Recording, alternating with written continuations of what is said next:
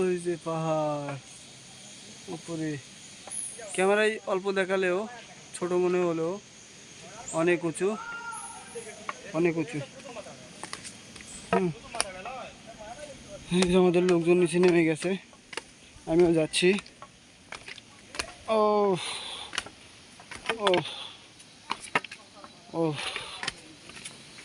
ও এই যে পাহাড়, পাহাড় এটা, ওটা একটা বট বৃক্ষ, পাইকড়ের গাছ। ওইটা পাইকড়ের গাছ, ছোট মনে হচ্ছে কিন্তু অনেক বড়, অনেক বড় গাছ।